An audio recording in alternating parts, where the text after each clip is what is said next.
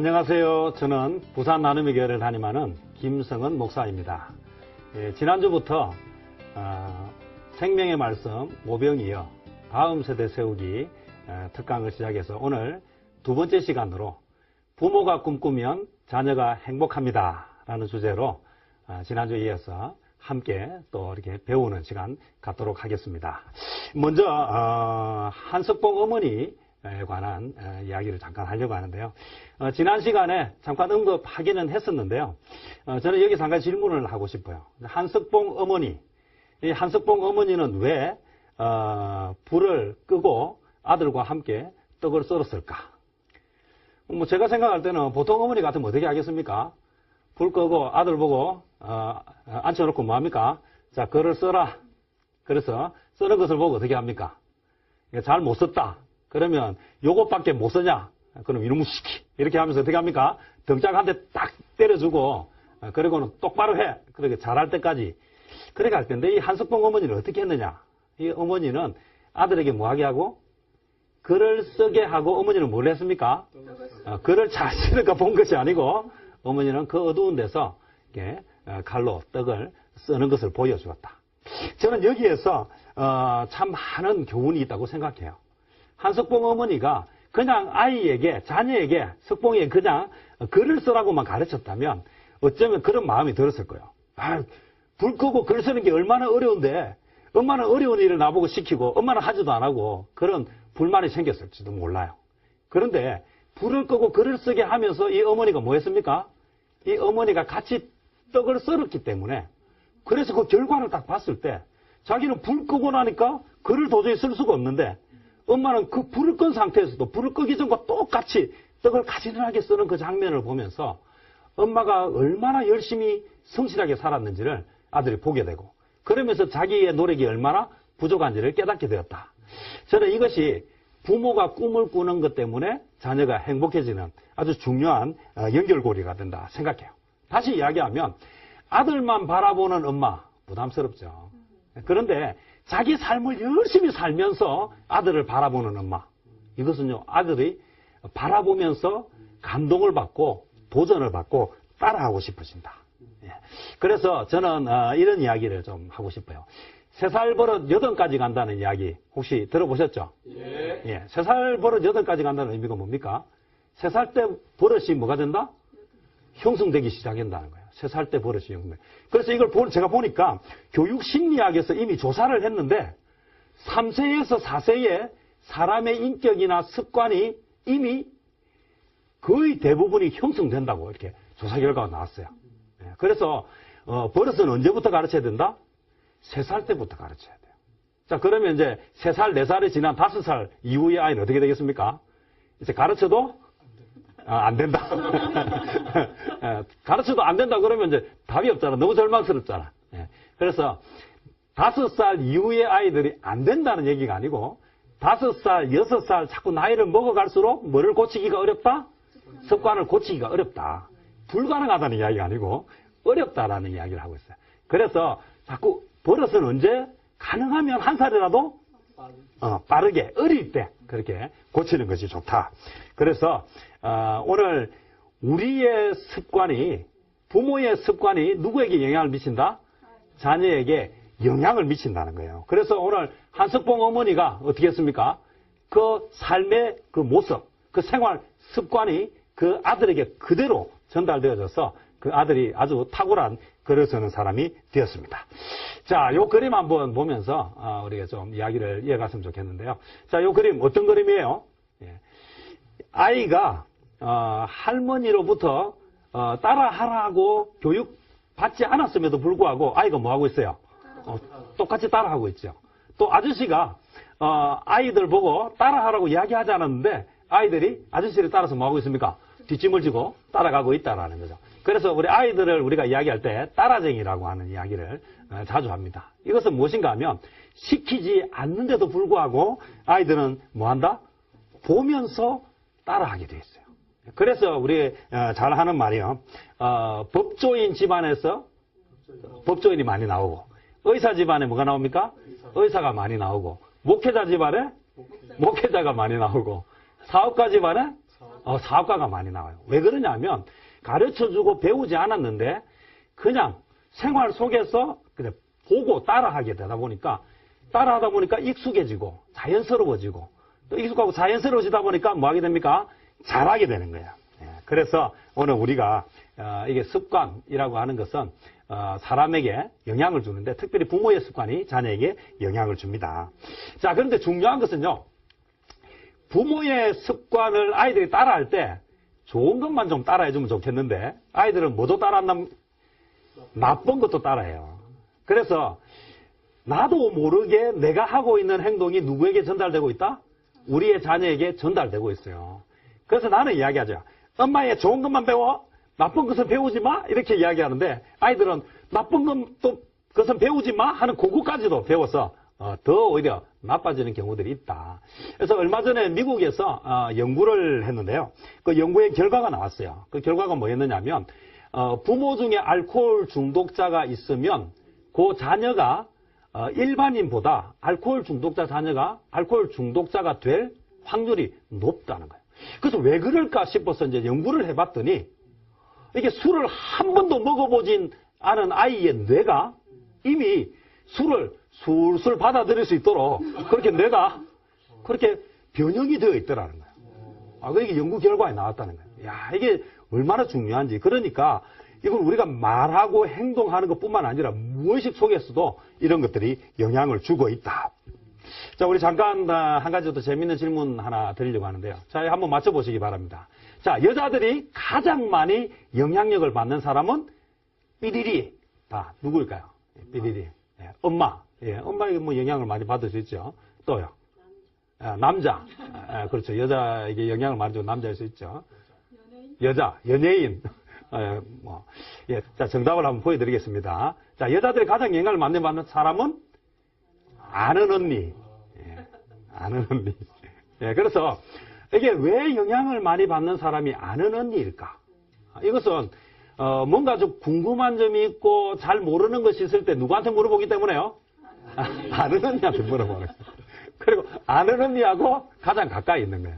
그래서 사람은 누구에게 가장 많은 영향을 받느냐 하면 가장 많이 묻고 또 가장 많이 답을 듣는 사람한테. 그래서 또 여자들이 가장 많이 배우는 곳 중에 하나가 미장원이래요. 그래서 이제 미장원에 가면 모든 동네에 돌아가는 사건을 다 알 수 있어요. 어느 집에 무슨 일이 있었는지 대소사를 다 알 수 있는 곳.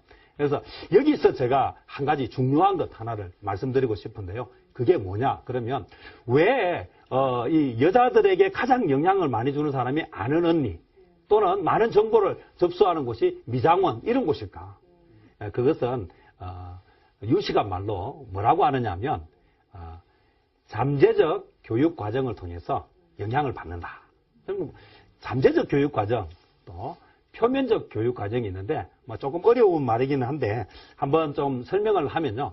표면적 교육 과정은 이렇게 딱 배우고자 하는 정확한 목표가 있는 과정이 있는 그래서 눈에 쉽게 띄는 쉽게 이야기하면 학교, 학원 이런 데 가서 배우는 것은 표면적 교육이라고 해요. 그런데 잠재적 교육은 의도하지 않은 그래서 배우는 것처럼 나타나지 않는데 실제는 가장 많이 배우는 것. 그것은 뭐냐면 수업 시간 이외에 친구들과 어울려서 노는 그 많은 시간들. 또 학원 가서 또 학원 오며 가며 하는 그 주변의 모든 상황들. 그리고 또 집에 있는 동안에 그래서 가장 많은 시간을 보내고 가장 많이 대화를 나누는 그곳에서 뭐를 받는다? 가장 많은 영향을 받는다. 그래서 사실 사람은 표면적 교육보다 잠재적 교육을 통해서 훨씬 많은 것을 배운다라고 하는 혹시 무의식적 무능력이라고 하는 의식의 단계 또 의식과 능력에 관계되는 표현인데요. 혹시 무의식적 무능력 이게 무슨 말인 것 같아요? 뭐 쉽게 설명하면 그래요. 몰라서 못하는 것 이게 무의식적 무능력이에요. 자, 그래서 모르다가 이제 알게 됐어요. 무의식에서 의식으로 넘어오는 거예요. 아는데 안 되는 것. 이걸 이제 의식적 무능력 단계라 그래요. 저는 요 예를 들 때 자동차 이야기를 많이 드는데, 자, 운전 그거 하면 뭐 골치 아프고 뭐 대중교통 이용하면 되지라고 생각하면 그냥 그렇게 살아요. 근데 사실 살아보면요, 운전하면 얼마나 편한지 몰라요. 예, 그래서 누군가가 운전이 얼마나 편한지 몰라라고 이야기하고 실제 내가 있어 보니까 대중교통 이용해서 막 가다가 옆에 친구 차 얻어 타고 가보니까 너무 편해요. 알게 됐어요. 그래서 몰라서 운전을 못하고 살 때는 무의식 무능력인데, 그런데 이제 알게 됐어요. 차를 타니까, 운전을 하니까 너무 편하고 좋구나 라고 알게는 되었는데 뭐 할 능력이 없어요? 운전할 능력이 없네요. 이게 의식적 무능력 단계예요. 자, 그럼 이제 어떻게 하면 됩니까? 이제 열심히 뭘 배우면 돼요? 운전을 배우면 되죠. 예, 운전을 열심히 배우면 이제 어떻게 됩니까? 의식적 능력 단계로 가는 거예요. 근데 처음에 운전면허 따고 운전하면 어떻게 합니까? 근데 얼마나 힘을 주고 해가지고, 그래서 처음 운전하고 나면 근육통, 몸살하죠. 예, 그런데 한 10년쯤 되면 어떻게 합니까? 이제 10년쯤 된 사람들은 이제 운전하면서 뭐 합니까? 전화도 하고, 또 이야기도 하고, 별거 다 해요. 그런데 나도 모르게 뭐 하고 있어요? 운전은? 하고 있어요. 특별히 저 같은 경우는 어디를 가고 있는지 몰라도 아주 안전하게 앞으로, 무의식적으로. 이게 무의식적 능력 단계예요. 그래서 단계는 배우는 것이 그만큼 뭐하다? 중요하다. 그래서 우리 이제 부모가 이제 배우고 우리가 잘 배우면 이게 결국 누구에게 영향을 준다? 우리의 자녀에게 영향을 줄 수 있다. 그래서 우리는 이제 지금 사실 우리 생각하는 것은요, 아이들을 학교에 보내면 다 된다고 생각해요. 그래서 이제 우리 부모가 놓치는 가장 중요한 것인데요. 사실 이 학교가 정말 우리 아이들의 모든 것을 다 책임져 주고 모든 것을 채워줄 수 있는가? 지금 여러분 알다시피 학교가 지금 어때요? 학교가 좋은 것만 있는 것이 아니라 학교 안에 참 가슴 아픈 일들이 많죠. 저는 제일 제 마음을 아프게 하는 것이 전 세계 자살률이 제일 높은 나라가 우리 대한민국이라는 사실이고, 그 중에서 더 마음이 아픈 것은 청소년 자살률이 전 세계 1위가 또 우리나라예요. 그 중에서도 우리 부산이 가장 청소년 자살률이 높은. 자, 그리고 우리는 지금 우리의 자녀들이 어떤 아이가 되기를 원합니까? 예수 잘 믿는, 세상에 나가서 빛이 되고 소금이 되는 아이가 되기를 원해요. 그래서 우리 어디에 보냅니까, 주일에?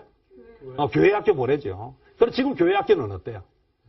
실제 일주일에 1시간 정도밖에 하지 못해요. 자, 어떤 교육을 하면 일주일에 1시간 가지고 세상에 나가서 빛이 되고 소금이 되고 영향력을 미치는 아이를 만들 수 있겠어요? 그런데 지금 이 아이들이 가장 많이 배우고 있는 것은 지금 이 아이들이 노출되어 있는 환경이에요. 자, 우리 한번 보세요. 지금 우리 청소년들이, 우리의 자녀들이 노출되어 있는 환경이 어떤 곳이에요? 저는 인터넷 하면서도 너무 마음이 아픈 거예요. 그 첫 화면은 괜찮은데 그 다음 밑에 있는 화면을 클릭해 들어가면 이거는 19세가 보면 안 되는 것들을 얼마든지 보고 들어갈 수 있는. 그래서 문명의 이기를 쓰면서도 사실 이것 때문에 우리 아이들이 가장 많이 어려움을 당하고 있다. 그래서 지금 아이들 막 게임 때문에 좀 수련회 같은 거, 캠프 같은 거 해보면 아이들 밤에 잠을 안 자요. 밤에 뭐예요? 전부 게임하고 카톡하고 이런 것들이 이 아이들은 뭐하게 합니까? 이 아이들은 모든 것을 그대로 다 영향을 주어가지고 이 아이들이 교육을 박해하고 있다. 자, 그러면 이제 어떻게 해야 되는가? 지금 우리가 해야 되는 것은 이런 상황들을 빨리 뭐 해줘야 됩니까? 바꾸어줘야 되는 거예요. 빨리 어떤 단계로 넘어가야 돼? 모르고 그냥 학교만 보내면 아이들이 뭐 어떻게 되겠지라고 생각하고 보냈다면 이제 학교가 그런 역할을 하지 못하고 교회 일주일에 한 번 보내면 아이들이 어떻게 되겠지. 그냥 1시간 가지고는 그렇게 되지 못하고 실제 아이들은 잠재적 교육에 의해서 훨씬 더 많은 영향을 받고 있다는 것을 이제 우리가 알았으니까 빨리 어떻게 되느냐 하면 이제 이 상황을 빨리 벗어나. 그래서 우리 부모가 먼저 그것을 깨닫고 우리의 자녀들이 빨리 거기서부터 벗어나도록 도움을 줘야 된다. 빨리 3단계, 4단계로 올라가야 돼. 그래서 의식적 능력 단계로 가고 빨리 무의식적 능력 단계로 가서 이제 잠재적으로 그냥 잠재적 교육 속에서 우리 아이들이 하나님의 자녀로 건강한 아이들로 자라갈 수 있도록 만들어 줘야 된다. 저는 이것을 어디에서 찾고 싶은가 하면 성경에서 찾고 싶어요. 예, 성경 황금률이라고 하는데요. 마태복음 7장 12절 말씀이에요. 마태복음 7장 12절 말씀. 어떤 내용입니까? 남에게 대접을 받고자 하는 대로 남에게 남을 대접하라. 남에게 먼저 대접을 받고 싶으면 먼저 남을 대접하라. 이것을 우리 아이들에게 한번 옮겨서 적용을 해보면 어떻게 이야기할 수 있는가 하면 우리 아이가 정말 잘 자라기를 원하면, 우리 아이가 정말 하나님의 자녀가 되기를 원하면, 우리 아이가 정말 세상의 빛과 소금이 되기를 원하면 먼저 부모가 그런 삶을 살아야 된다. 그런 삶의 모습을 보여주어야 된다. 대접을 받고 싶으면 먼저 대접해야 되는 것처럼 그렇게 우리 아이들에게 말로가 아니라 무엇으로? 행동으로. 그래서 성경 읽으라가 아니라 성경 읽는 모습을 보여주고 함께 성경 읽자고 하고, 기도해라가 아니라 기도하는 모습을 보여주고 함께 기도하자고 하고, 공부해라라고 이야기하면서 아이에게 공부만 하라고 할 것이 아니라 나는 성실하게 한 숟가락 어머니처럼 떡을 열심히 썰고 나에게 주어진 일을 성실하게 하는 그 모습을 통해서 우리 아이들에게 가르쳐주자. 그러면 우리 아이들이 뭐한다? 부모 말을 거부하지 않고 부모 말을 듣게 될 것이다. 저는 이 시간에 삶으로 가르친 좋은 예를 좀 소개하려고 합니다. 자, 삶으로 가르치는 것만 남는다. 우리 그렇게 이야기합니다. 얼마 전에 다큐 영화가 나왔죠. 그 사람, 그 사랑, 그 세상. 누구 이야기입니까? 사랑의 원자탄 손양원 목사님의 이야기예요. 저는 그 영화 속에서 정말 볼 때 참 감동이 되는데, 그 나환자들의 그 피고름을 입으로 빨아내는, 어떻게 그게 사람이 그럴 수 있을까? 저는 그때 궁금해서 질문을 해봤습니다. 그러면 도대체 이 목사님은 어떻게 그런 행동을 할 수 있었을까? 제가 이분의 그 손양원 목사님의 이제 그 여수애양원에 가서 그 정기하고 그 만화책을 이렇게 보니까, 손양원 목사님이 그런 일을 할 수 있었던 것은 누구 때문이었다? 그 아버지 때문이었다는 것을 알게 됐어요. 혹시 그 아버지가 누군지 아십니까? 손종일 장로님. 그 손종일 장로님이 먼저 신앙을 가졌어요. 처음 신앙을 가진다는 게 얼마나 힘든지 알죠? 믿지 않는 온 집안에, 그게 불교와 유교, 특별히 이제 조상을 섬기는 제사가 아주 당연스러운 그 환경 속에서 그 아버지가 먼저 주님을 만났어요. 그래서 제사 지내는 것이 바르지 않다는 걸 배웠어요. 거기 보니까 심지어는 나무에 매달아 놓고 네가 잘못했다 하면 내려주겠다는데 끝까지 그렇게 말하지 않고 밤새도록 나무에 매달려 있는 그런 아버지를 보면서 이 아들이, 왜 우리 아버지는 저렇게 별시럽게 해서 그냥 예수 안 믿는다고 하면 될 텐데, 그냥 제사 지낸다고 하면 될 텐데 왜 아버지는 저렇게 하는가? 그렇게 신앙을 지키는 아버지를 보면서 자랐어요. 그래서 그 아들이 뭐 하게 됐다? 신앙을 지키는 아들이 되었어요. 결국 무엇을 이야기하느냐 하면, 그 아들에게 그런 인생을 살 수 있도록 만든 것은, 손양원 목사님이 그런 인생을 살 수 있도록 만든 가장 큰 영향력을 주었던 사람이 누구였다? 바로 그 아버지였다. 저는 삶으로 가르치는 것이 남는다. 오늘 부모가 꿈꾸면, 부모가 어떤 삶을 사느냐가 오늘 우리의 자녀에게 어떤 영향을 미치는지를 좀 보여주고 싶어요. 저는 삶으로 가르치는 것이 남는다. 저는 이걸 보면서 생각했어요. 나도 삶으로 가르쳐야 되겠다. 내가 말만 하는 게 아니라, 나는 그렇게 못 살았지만 너는 그렇게 살아라가 아니라, 내가 그렇게 살면서 그렇게 살도록, 그렇게 삶으로 보여주는 것이 중요하다. 이제 구체적으로 그러면 이제 삶으로 가르치는, 구체적으로 이제 정말 꿈꾸는 부모, 그래서 자녀가 행복해지는, 그래서 꿈으로 인해서 우리의 삶이 또 아름다워지고 행복해지는 그 방법 몇 가지만 간략하게 좀 이야기를 하려고 합니다. 첫 번째, 뭐를 하자? TV를 끄고 삶을 켜자. 우리나라 사람들 하루 TV 보는 시간이 얼마 되는 줄 아십니까? 3시간이라고 해요. 그럼 한 달에 얼마쯤 될 것 같습니까? 1년에 얼마쯤 되겠습니까? 한 달 반. 그러면 평생을 사는데 TV 보면서 보는 시간은 10년. 그래서 뭐를 끄자? TV를 끄자. 제가 오늘도 TV를 끄자 하니까 지금 보고 있는 이 TV를 끄라는 이야기가 아니죠. CT에서 방송을 끄라는 얘기가 아니고, 드라마 또 너무 많이 보지 말자는 거예요. 적당히 조금만 줄이면 그 시간에 뭐를 할 수 있다? 그 시간에 아이들과 함께 교제할 수 있는 시간이 생긴다. 그래서 TV를 줄이는 것이 너무 좋다. 자, 우리가 먼저 무엇을 실천하자? TV를 끄는 삶을 실천하자. 자, 두 번째로 이제 뭐를 하자? 자녀들과 함께 저녁 식사를 같이 하자. 저녁 식사를 같이 하자. 자, 저녁 식사를 같이 하는 게 뭐냐? 아주 좋은 예가 있는데요. 자, 이게 릴리와 그의 아버지 마골린이라고 하는 사람. 이 릴리는 어떤 사람이냐면 한국 사람이에요. 한국에서 태어났는데 이제 버려진 아이. 그래서 어디로 입양이 됐습니까? 유대인 가정. 그래서 마골린의 집에 입양이 됐어요. 그 릴리 마골린인데요. 이 한국에서 태어난 아이가 유대인의 가정에 입양이 됐는데 이 아이가 완벽한 유대인으로 자랐어요. 어떻게 그게 가능했을까? 그것도 유대인 중에서도 아주 탁월하고 아주 영향력 있는 유대인으로 자랐어요. 물론 그 이야기를 다 하려면 너무 시간이 길기 때문에 한 가지만 이야기하자면 중요한 것은요. 이 릴리라고 하는 이 아이가 한국 아이임에도 불구하고 유대인의 가정에서 완벽한 유대인, 그것도 아주 모범적이고 우수한 유대인이 될 수 있던 그 이유가 뭘까? 그래서 인터뷰를 할 때 기자가 물었더니 이 딸이 직접 대답하지 않고 아빠에게 물었어요. 아빠, 어떻게 내가 이렇게 될 수 있었지? 라고 했을 때 그 아빠가 들려준 이야기가 뭐였다? 우리는 항상 저녁 식사를 같이 했어. 자, 밥을 같이 먹는 것이 무엇을 만들었다? 한 아이로 하여금 완벽한 유대인을 만들었다는 거예요. 밥만 먹는데 지금 우리는 가족과 함께 뭐 하는 것을 자꾸 가벼이 생각한다? 밥 먹는 것을 가볍게 생각해요. 그럼 가족과 함께 뭐를 먹자? 밥을 먹자. 가족과 함께 밥을 먹어야 돼요. 너무 크고 위대한 것이 아니에요. 자, 밥을 못 먹는 상황이 될 수 있어요.